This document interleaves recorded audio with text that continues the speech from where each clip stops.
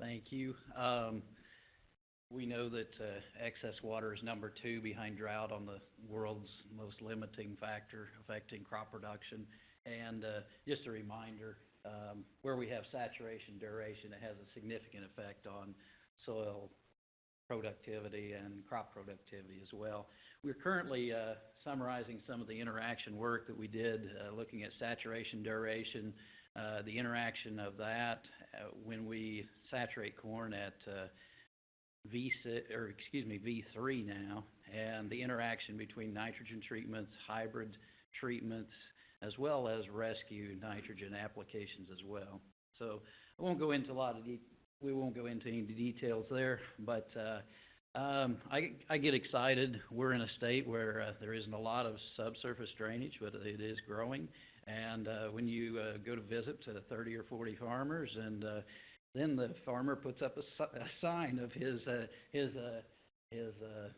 outlet, and very proud of the water that flows out of that. The only thing is, I'm missing a control structure, so I kind of feel like I failed a little bit, but there is a cover crop on there. You do know that. So anyway, we are in a growth phase, continue to be. I want to thank, we did have a big conservation showcase field day this last year. Had several hundred people out, just a little overhead picture of that. A lot of times you end with thank yous, but I want to start with a thank you because it wouldn't be possible without the tremendous support of our industry partners and numerous individuals that helped out during that process. I think we had about 60 partners in total that came out and made that a tremendous success. We're currently putting together a nice video. We're trying to shorten that down to about 5 minutes. It'd be a promotional, educational video overview of the process. It took a lot of preparation time to get to that day as well, so that it would go smoothly as well. I want to thank Paul, Jane, Dan, and Charlie, and there were a lot of folks that were directly involved and spoke at the program as well. We are in the process of. We were hoping to build a structure at that point in time too. We're in the process of making that happen, so that will come online pretty soon. So. As a result of that, DNR, our commodity groups, and everyone kind of got on board, and they said, we need to make monitoring of our bioreactor and saturated buffer a priority. And within 6 months of that installation, everything's instrumented, and tremendous involvement there. And so down here is our saturated buffer, and actually we're feeding water from our bioreactor into the saturated buffer, so we can actually look at the stepwise effects of the systems. You would never do that. You probably wouldn't do that in a practical sense, okay? But it's a real opportunity to stack those practices, and basically we know that the water flow from our from our bioreactor, we know what the quality of it would be, and then how much removal we're seeing from our saturated buffer as well. So above that is a sub-irrigation system, and so we will actually be able to put water back into the whole system through the summertime. So I think there's some real opportunities for controlled, strategic release of water through these systems as well. So I started in 2000. We had no drainage sites at that point in time. Currently, we have several drainage sites throughout the state. Southwest Missouri State has a really nice site down here. And one of my goals is to, through the transforming drainage, it's always important to compile all that information. And we're seeing some people retiring, and before they retire, we want to make sure that we have that information. And so try to get I know our seed corn companies have little click-on opportunities for the state. Just click on that. What's our yield impact? What's our yield response for those systems? Really make it very straightforward and usable there, and then just do a simple economic impact as well. Currently, I put together a proposal. It wasn't funded, but anyway, we do have 20 site years of work on soybeans and about a little over 40 site years of production work on corn, okay? And several practices, most of those sites are replicated, so I'm looking forward to going through that. We also have about 8 soil types too, okay? With that being, we'll just go into a couple of our mud sites, okay, because there isn't enough time to hit all of those. I do want to focus on just give an update. I don't think I've shown this for a couple years maybe, on our crop production yields, okay, and the gross margin returns from our drainage water recycling system at our MUDS 1 site. Just focus down here at the bottom because this is our average yield increase. You know, for the second column, it represents the yield increase for our 20-foot spacing or just drainage by itself compared to the non-drain control, okay? And averaged over 15 years, we're seeing a 26 bushel increase in yields, okay? With our drainage and sub-irrigation at a 20-foot spacing, our average yield, okay, over those 15 years is a 50 bushel increase, okay? And then our gross margin return, basically you take your yield increase each year, you take it by the average corn price, some Iowa corn data, okay? And we assume that I'm not the best manager in the world, so this is a conservative estimate there, okay? And our gross margin increase with a 20-foot spacing, and this is up to 2016, is around $1,500 per acre, okay? And then our drainage and sub-irrigation is around $2,500 per acre, gross margin increase. And that's the difference between our non-drain control and what these systems would be, okay? Something new that I did go through and look at soybean as well. It's the same summary that you just saw.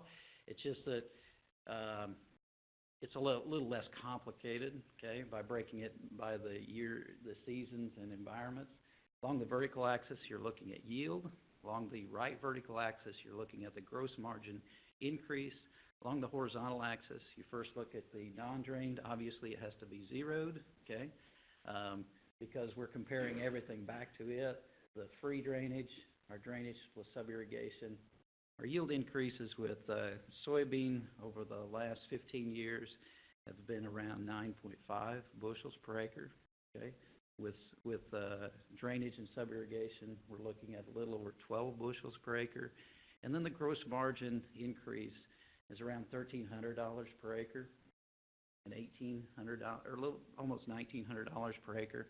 Now that's just assuming you had beans all the way through, okay? So it depends on which year, and we've got corn and beans each year, so we could actually look at, you know, depending upon the marketing year and which year you start this, okay, we'll summarize that sometime, okay?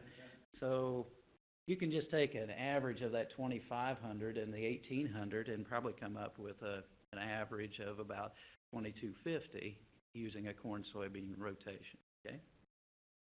I want to touch on MUDS old, okay? None of you guys, or none of us really look at forage production, okay? And this was a unique project that we looked at drainage, okay?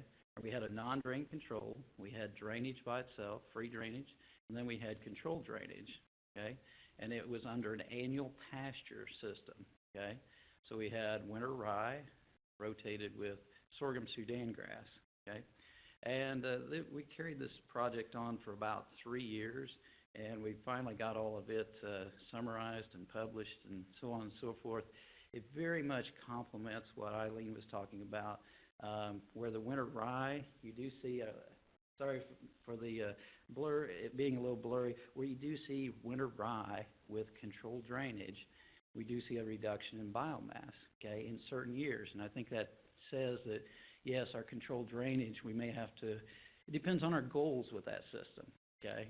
So if we're using it for forage production, then we may need to drop it down or something like that. And again, those are complementary practices working together to reduce nitrate. But this would indicate, this would support that as well.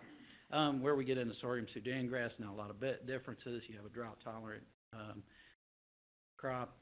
Anyway, the take-home is we didn't see a lot of difference between total forage production over the 4 years with free drainage compared to managed drainage or controlled drainage. But both of them increased yields about 20% compared to doing nothing, okay? So if you ever get a forage question or something like that, you know, you can lock that in the back of your mind and bingo. So, so we took Mud's old, we changed it, we transformed it to Mud's new, okay? It was retired and then rehired, okay, as a consultant, okay? Mud's 3 became a corn site as part of the transforming drainage. We sub-irrigate through it, okay? That controlled drainage treatment, okay? It was originally on a 60-foot spacing. We then split the middle of that, okay, down to a 30-foot spacing for our sub-irrigation. Okay, we left our free drainage at 60 foot. Okay, obviously for that type of system, you usually have to split for sub-irrigation to work. You usually have to go about half the distance for it to work effectively. And we did all the calculations before Mud's New was created, and if we ever did do that, 30-foot spacing would work effectively. Okay, and then we look at yields. 2015 was an extreme. I left 2015 out because our drainage systems did increase yields, but you know, when they're only 50 bushel or so, it did increase it significantly. 2016, 2017, we've had spectacular years. Again, we're down in a river or creek bottom area with this, so we are seeing about a little over a 20 bushel increase with our drainage systems. Okay, we really haven't needed a lot of water yet, but drought is coming. Okay, you know, we're about due. Usually it's about every 5 years, and it's really significant. This is our 6th year. We're working on a 4R nutrient stewardship. Jim talked about, or showed, I think it was like 3 R's in the water management slide earlier. So I think there's a lot of right things that we can put together. And from a nutrient stewardship, we do a lot with enhanced efficiency fertilizers. We're working on a new nitrification inhibitor that the last one that was introduced on the market was 40 years ago. And so just be aware of that new technology and incorporating it into our drainage systems and how it can complement those systems, whether it be cover crops, whether it be application technology, so on and so forth, so that those can work together to accomplish our goals. I wasn't going to talk on MUDS 5, but anyway, it's a terrace experiment. Significant reduction in water flow with our cover crops, okay? And I think that's very important for that's just a prime example of how we can integrate those technologies together. Anyway, John Standing, we have time for questions.